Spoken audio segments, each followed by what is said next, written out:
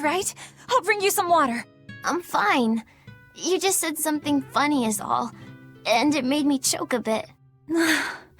As long as you're okay. Sorry, I went off on a tangent there. Who knows what the future holds? Yeah, but what more can I do? I've got a duty to look after my little brother, and I'm serious about it. I know, but I'm trying to look after you too. I want you to be happy. That's all. And it's not just me. Arthur worries about you too. Well, we're family, right? Yeah, that's what families do. Thanks, Laffy. For you, I'd kill every last prickle boar in the forest if it came down to it.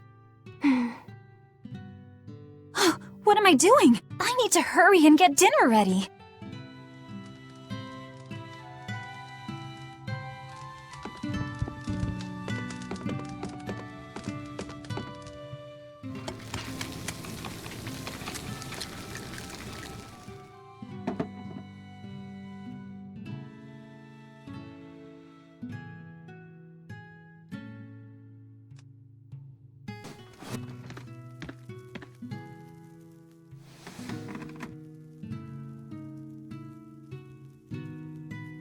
Good boy. You didn't forget your medicine. Well, I did promise.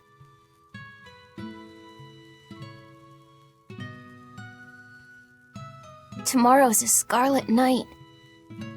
Yeah, just like that night that changed our lives. Velvet, may I sleep next to you tonight? Of course.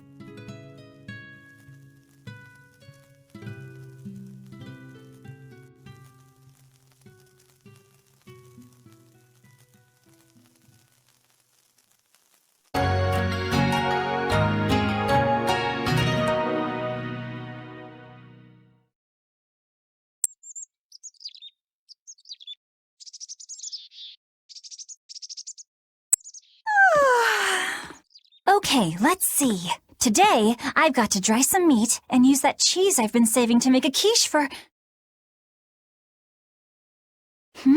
Laffy?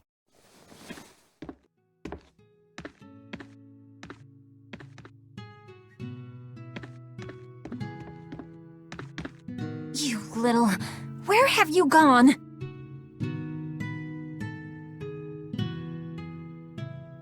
You better not have gone to the village alone. I bet your fever hasn't even gone down.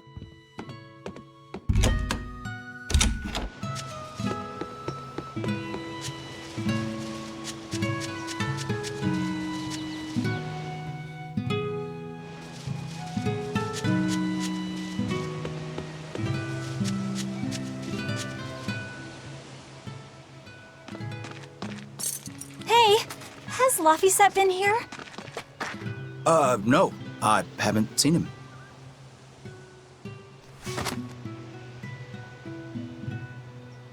Wait, that's one of Arthur's. Actually, it's a copy that Laffy made. A smart merchant would pay a pretty penny for this book. I gave him a fair trade. Laffy, did he really copy all that by hand? Oh, he must have done it to buy that compass. No, though he gave it some puppy eyes. Told him I'd throw it in for free, but he said that it would be a bad deal for me. He's a good lad, but not the merchant type. So, what did he use the money for? I'm afraid my lips are sealed. You'll have to ask him.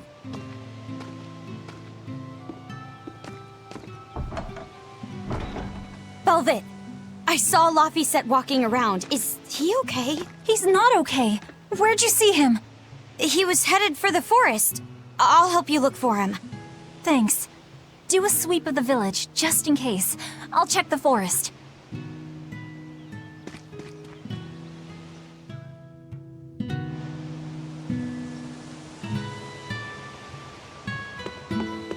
I was going to have them join the search, but they won't move at all. It's like they're scared of something.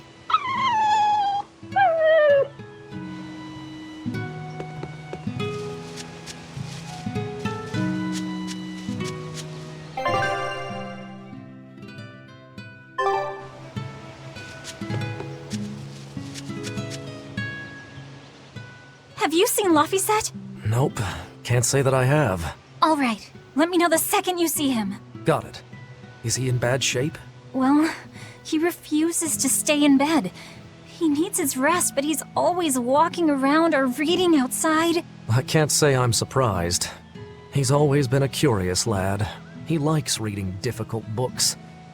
When I saw him the other day, he told me all about the latest navigation techniques and exotic farming methods, too. Only one kid in a million is as smart as he is. You're exaggerating. Well, maybe not. It's a shame.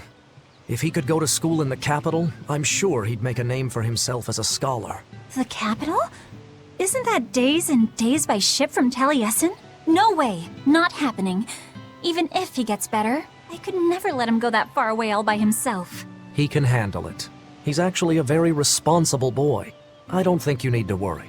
I couldn't handle it. I would worry. And be lonely.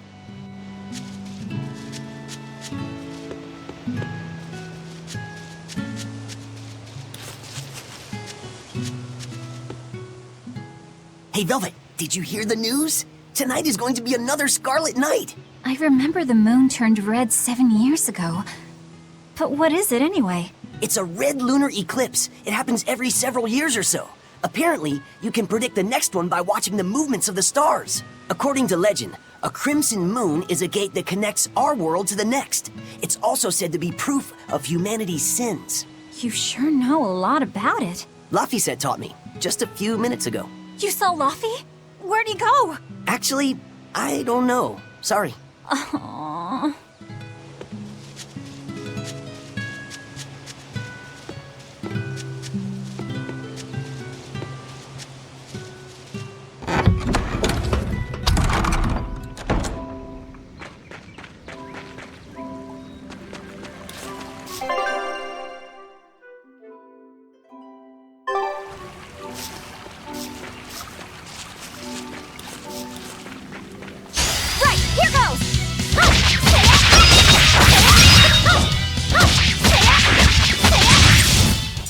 Is that all?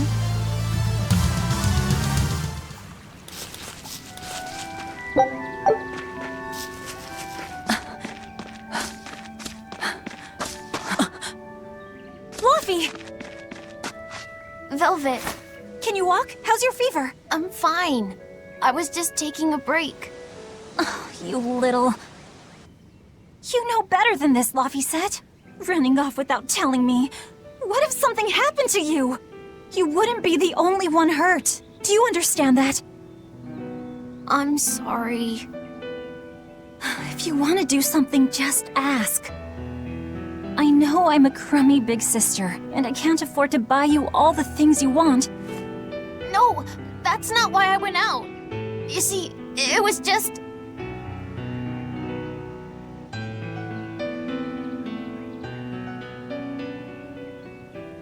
I get it.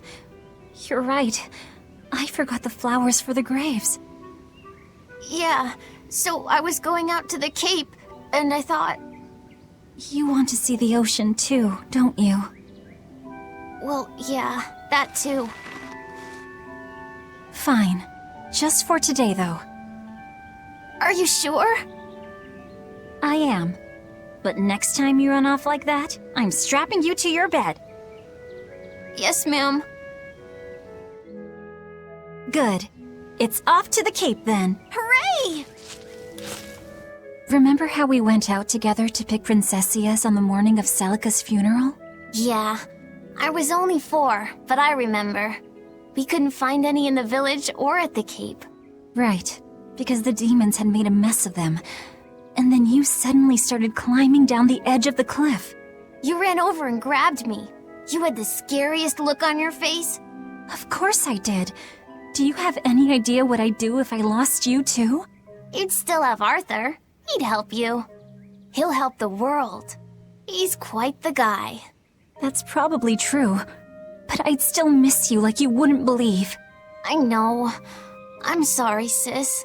But down the cliff from where you were, a lone pair of princessia were blooming.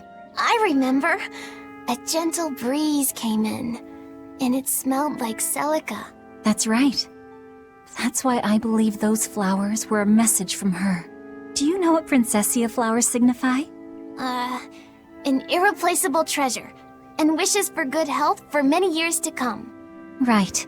And that sums up my feelings nicely, Laufey. Yeah, me too, sis.